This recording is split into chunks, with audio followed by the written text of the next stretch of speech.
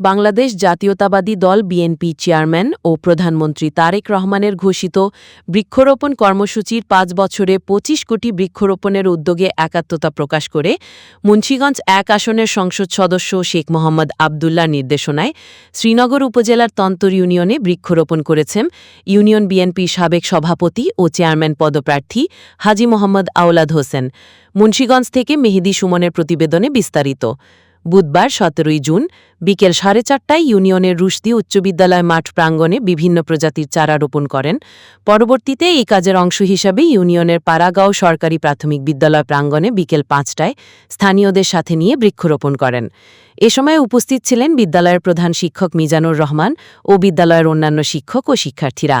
এ সময় উপস্থিত কর্মসূচিতে অংশগ্রহণ করেন শ্রীনগর উপজেলা যুবদলের আহ্বায়ক কমিটির সদস্য সুরুজ মোড়ল, তন্তর ইউনিয়ন ছাত্রদলের সাবেক সভাপতি আলিম শিকদার, ইউনিয়ন বিএনপি সহসভাপতি আতোয়ার মল্লিক, উপজেলা ছাত্রদলের সাবেক আহ্বায়ক কমিটির সদস্য সবুজ মোড়ল, ৮ নং ওয়ার্ড যুবদলের সাবেক সাধারণ সম্পাদক জসিম শেখ, ৯ নং ওয়ার্ড যুবদলের সাবেক সাধারণ সম্পাদক জহিরুল মল্লিক, মামুন শিকদার, তন্তর ইউনিয়নের ছাত্রদলের সাবেক সাধারণ সম্পাদক নাহিদ শেখ, সহসভাপতি নিশাত শেখ, তন্তর ইউনিয়নের ছাত্রদলের সহসভাপতি আরমান শেখ, মাহবুব হাওলাদার, হাবিব সর্দার, ইয়াসিন শেখ, পলাশ হোসেন, বাবু মোল্লা, রিয়াদ শিকদার, শরীফ মোড়ল, কাজল সর্দার সহ এলাকার গণ্যমান্য ব্যক্তিবর্গ।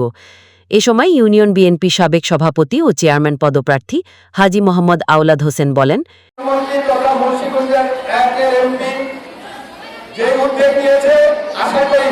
আমরা সমস্ত শিক্ষক শিক্ষার্থীদের নেতৃত্বে এই শিক্ষার মানকে উন্নত করব ইনশাআল্লাহ।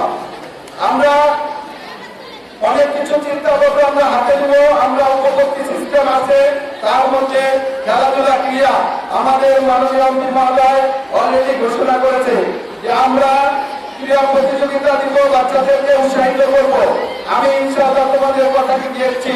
ইতিমধ্যে শহীদ জিয়াউর রহমান টুর্নামেন্ট রুশদি উচ্চ বিদ্যালয়ের মাঠে শুরু হয়ে যাবে ইনশাআল্লাহ। আমরা ছাত্রছাত্রীদের নিয়ে সর্বোচ্চ চেষ্টা করে যাব। শিক্ষক এবং শিক্ষিকা আপনাদের প্রতি আমার অনুরোধ থাকবে, আপনারা বাচ্চাদের কিভাবে শিক্ষার মান উন্নয়ন করতে পারেন। বিল্ডিং, ভবন, মাঠ ইত্যাদি ইত্যাদি ভবনের দায়িত্ব ম্যানেজিং কমিটির থাকে, বা শিক্ষার মান উন্নয়ন করার দায়িত্ব আপনাদের। আজ থেকে আপনারা প্রতিজ্ঞা করেন, আমাদের বাচ্চারা, আমাদের ছেলেমেয়েরা যাতে ভালো লেখাপড়া শিখে তারা এই দেশের প্রেসিডেন্ট পর্যন্ত যেতে পারে, আমি এই দোয়া করি। আমরা জানি এই স্কুলে বিভিন্ন সময় বিভিন্ন এমপি, মন্ত্রী, সচিব, এসপি বিভিন্ন সময় এই স্কুলের আমাদের গর্ব হয়, কিন্তু বর্তমানে আমাদের স্কুলের পরিস্থিতি ভয়াবহ।